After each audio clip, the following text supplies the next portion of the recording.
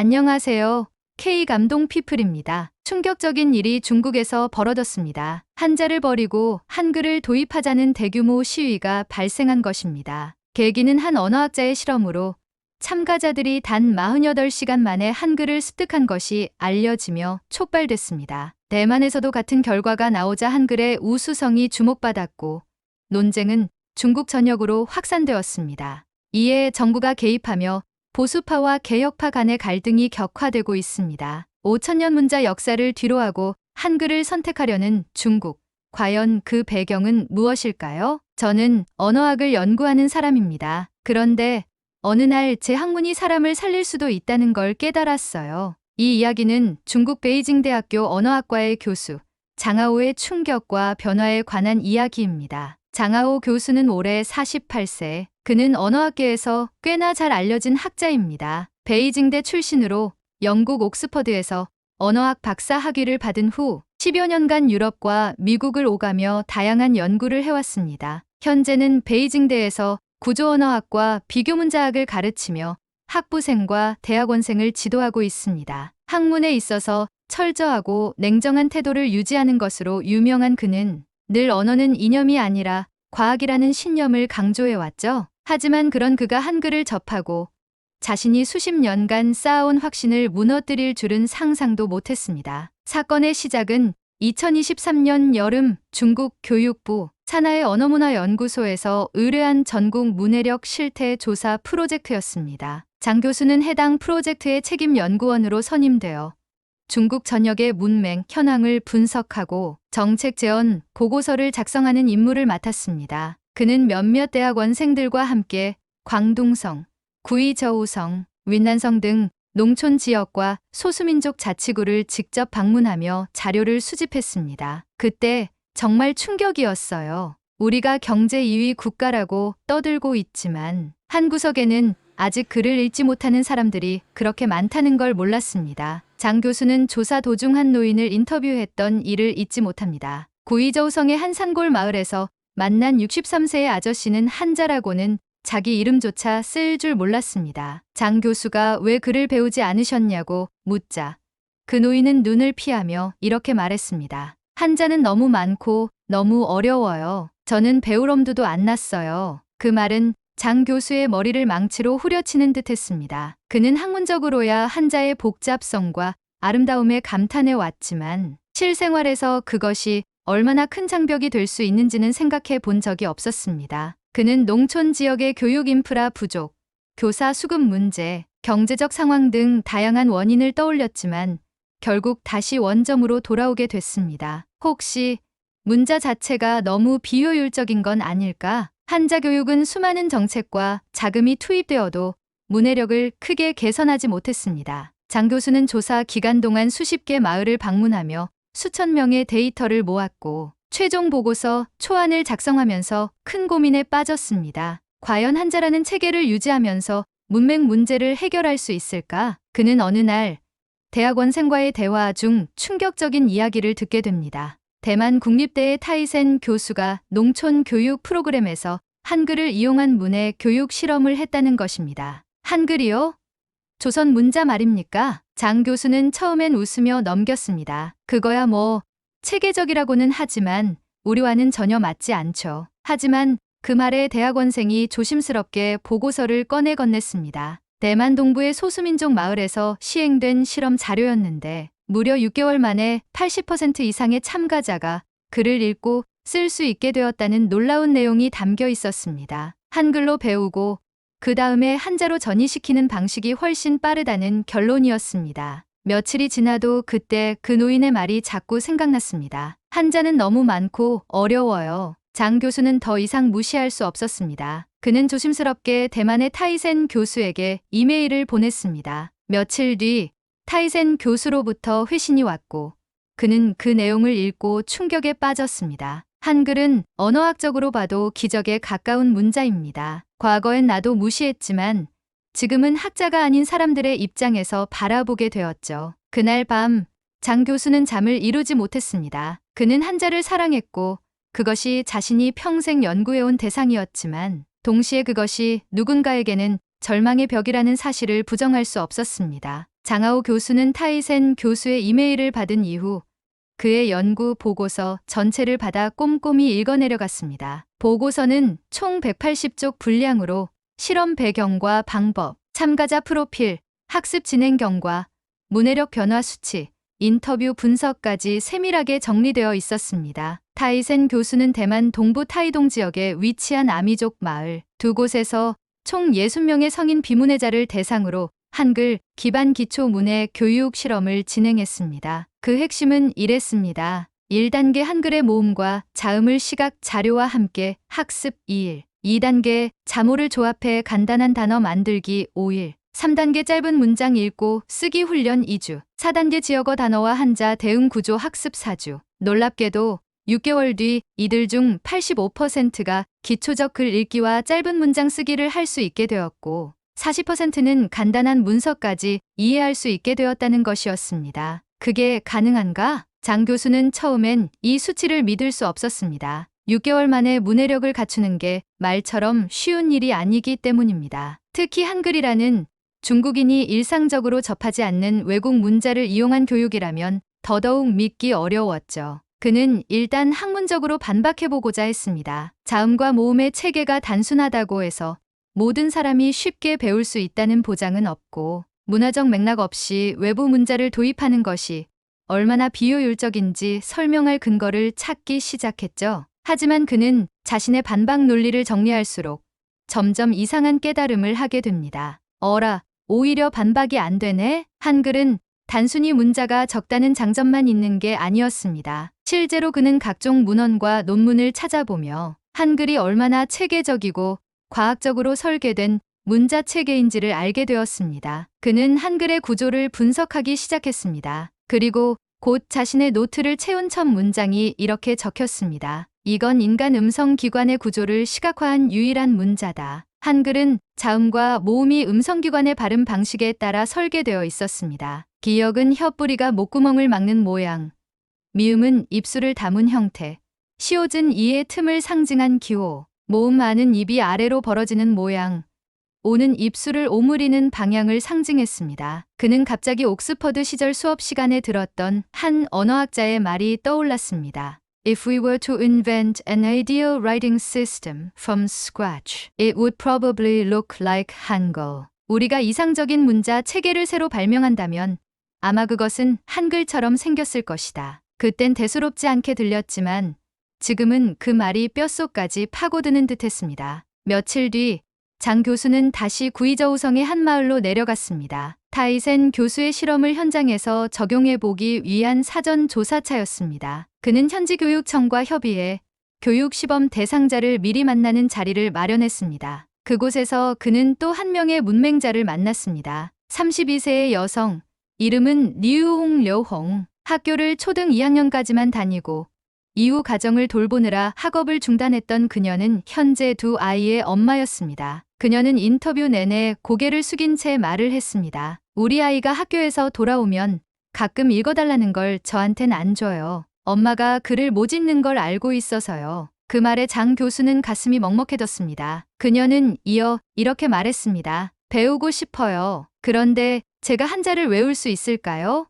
수천 개라면서요. 장 교수는 그녀에게 아무 말도 할 수 없었습니다. 수십 년 동안 학문으로 무장된 머리가 처음으로 그 울음 같은 질문 앞에서 멈춰버린 순간이었습니다. 장 교수는 한글 도입 실험을 본격적으로 고려하게 되었습니다. 그러나 그는 곧 또 다른 벽에 부딪혔습니다. 이념의 벽이었습니다. 주변 교수진과 당국자들 중 일부는 왜 굳이 외국 문자를 써야 하냐는 반발을 보였습니다. 한글에 대한 정치적, 감정적 거리감은 아직까지도 일부 사람들에게 강하게 남아 있었습니다. 그러나 장 교수는 점점 확신을 가지기 시작했습니다. 학자에게 중요한 것은 이념이 아닙니다. 효과입니다. 그는 마음속으로 결심했습니다. 내가 할 수 있다면 실험해보자. 사람을 살리는 일이라면 금기를 두지 말자. 장 교수는 다시 이메일을 썼습니다. 이번엔 타이센 교수가 아닌 대한민국 서울대학교 국어교육학과의 한 교수에게였습니다. 그는 조심스럽게 협업을 요청했습니다. 제가 지금 하고 있는 일은 다소 논란이 될 수 있습니다. 그러나 문해력 교육의 효과성 측면에서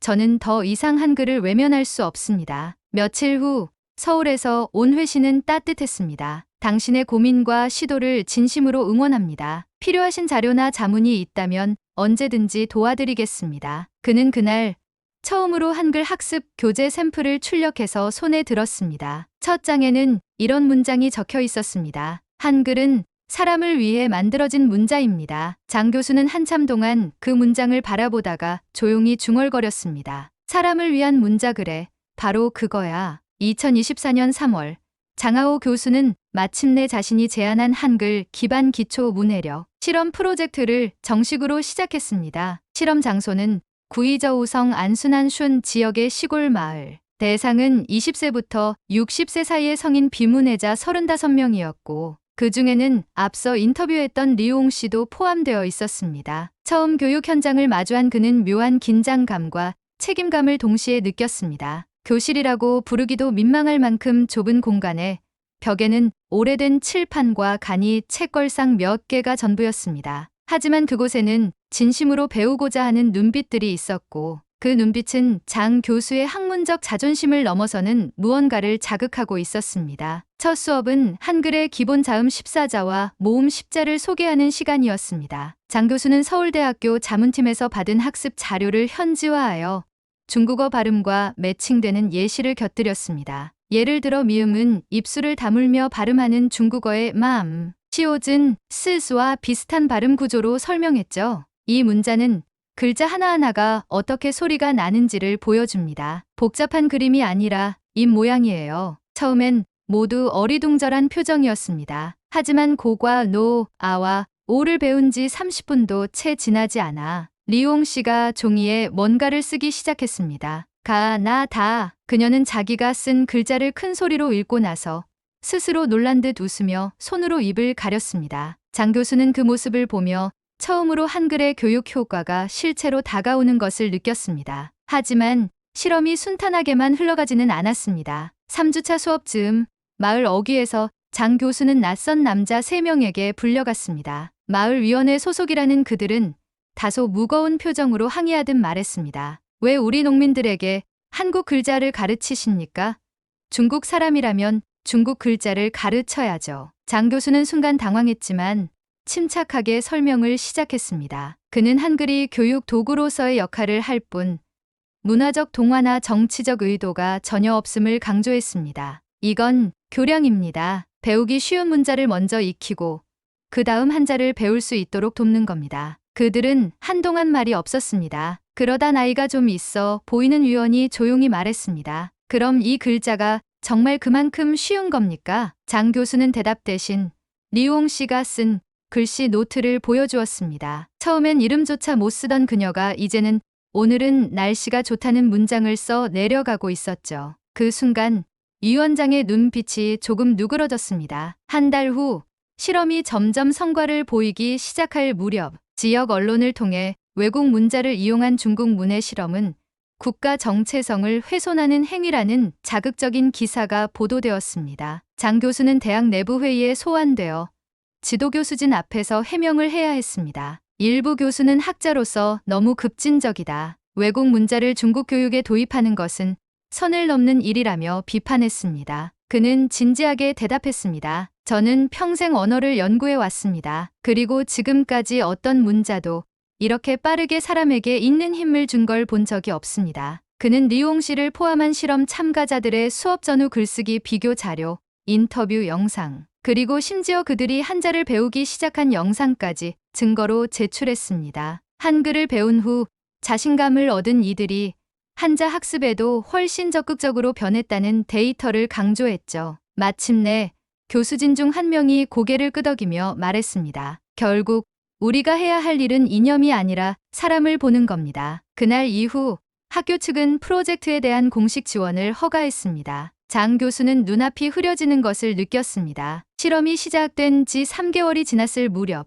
장 교수는 한 통의 손편지를 받았습니다. 발신인은 리우옹 씨였습니다. 편지에는 또박또박한 한글로 이렇게 적혀 있었습니다. 장 교수님, 안녕하세요. 저는 이제 아이에게 책을 읽어줄 수 있게 되었어요. 처음에는 이게 왜 필요한지 몰랐는데 이제는 너무 감사합니다. 저는 다시 태어난 기분이에요. 그는 그 편지를 몇 번이고 읽고 또 읽었습니다. 자모 하나하나를 떼어 읽던 그녀가 이제 문장 전체를 쓰고 있었다는 사실이 믿기지 않았습니다. 그는 속으로 되뇌었습니다. 내가 틀렸다. 아니, 나는 지금에서야 진짜 학자가 된 것 같다. 그날 저녁 장 교수는 실험 일지를 정리하며 한글의 자모 구조를 다시 그려보았습니다. 그리고 처음으로 그 문자의 철학을 생각했습니다. 훈민정음 해례본에 적힌 그 유명한 문구가 떠올랐습니다. 사람마다 말이 달라 서로 통하지 아니하니 이로 인하여 새 문자를 만든다. 그는 오래도록